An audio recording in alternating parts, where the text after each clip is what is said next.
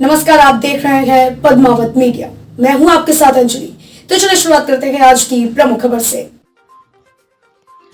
डोटासरा ने नागौर में बयान दिया कि भाजपा ने अपने राज के दौरान विद्या भारती की तर्ज पर पाठ्यक्रम बनवाया। बीजेपी ने ही महाराणा प्रताप और अकबर के बीच हुई लड़ाई को धार्मिक लड़ाई बताते हुए पाठ्यक्रम में शामिल करवाया था, जबकि यह सत्ता का संघर्ष था। डोटासरा ने कहा था कि बीजेपी हर चीज को हिंदू मुस्लिम में बांट कर रखना चाहती है। पीसीसी अध्यक्ष डोटासरा द्वारा महाराणा प्रताप को लेकर दिए विवादित बयान पर भाजपा भी आर पार मोड़ में है। गुलाबचंद कटारिया ने कहा कि कांग्रेस अपनी उन्नति नहीं चाहते, इसीलिए अनर्गल बयानबाजी कर रहे हैं।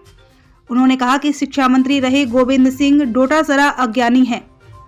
उन्हें कुछ भी कहने से पहले महाराणा प्रताप और मेवाड़ के इतिहास के सुनहरे पन्नों को पढ़ना चाहिए, फिर इतिहास का पाठ पढ़ने की नसीहत देते हुए कहा कि जिन लोगों ने आज तक अकबर को महान बताया, उन्हें इतिहास का ज्ञान नहीं है। करणी सेना के प्रदेश अध्यक्ष भंवर सिंह सल्लाड़िया ने भी कहा, डोटासरा अपनी जुबान पर लगाम लगाओ, आप हर वक्त महाराणा प्रताप को अपमान करते हो। ठुकरा दी तो सत्ता कहाँ लगती है, मुझे बताएं। डोटासरा जी, आप थोड़ा विचार करके बोले, गलतफहमी न पाले कि हम सत्ता है। ये करणी सेना है, 3 राज्यों में निपटा दिया था और आ जाओ वापस, आपको भी 2023 के चुनाव के अंदर आपको भी निपटा देंगे। आपकी खुद की सीट नहीं बचेगी, ज्यादा तो दूर की बात रही, खुद के विधानसभा से भी आप जीत के बता देना, आपके तो पता लग जाएगा तुम्हारा को। जिस तरीके से आप बोलते हो महाराणा प्रताप के बारे में, पहले भी आप अपमान कर चुके। राजस्थान के पूर्व शिक्षा मंत्री विद्वान गोविंद सिंह जी ने महाराणा प्रताप पर कुछ कमेंट्स किया है। क्योंकि वो शिक्षा के विद्वान हैं, मैं उनसे केवल इतना ही जानना चाहता हूँ कि कहाँ की सत्ता प्राप्त करने के लिए प्रताप ने युद्ध किया। अगर प्रताप ने कोई युद्ध किया तो स्वाभिमान के लिए किया, स्वतंत्रता के लिए किया। इतिहास नहीं पढ़े हो तो दोबारा पढ़ लेना। जो आता ही आया था वो यहाँ घूमने नहीं आया था, यहाँ पराधीन करने के लिए आया था, और मेवाड़ ने कभी पराधीनता स्वीकार नहीं की।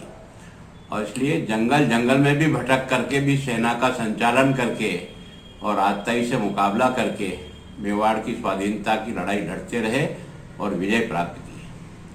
आप लोगों का जो बेड़ा गर्क हुआ इसी कारण से हुआ। आपने हमारे बच्चों को पढ़ाया था अकबर महान, उनको प्रताप महान कहने में शर्म आती थी और इसलिए अकबर महान पढ़ाते चले गए। और इस कारण से तुम्हारी इस तुष्टीकरण के कारण से तुम्हारी बड़ी बड़ी अच्छी पार्टी एक कोने में घुस गई है। और बची कुची भी अगर समाप्त करना चाहते हो ना, तो इसी प्रकार के कमेंट्स करते चले जाओ, ताकि लोगों को तुम्हारे सोच के बारे में पता लग सके। मैं उन विद्वान साथी से एक बार फिर निवेदन करता हूँ कि नहीं पढ़ा हो तो प्रताप कोई दिल्ली पे जाकर हमला नहीं किया है।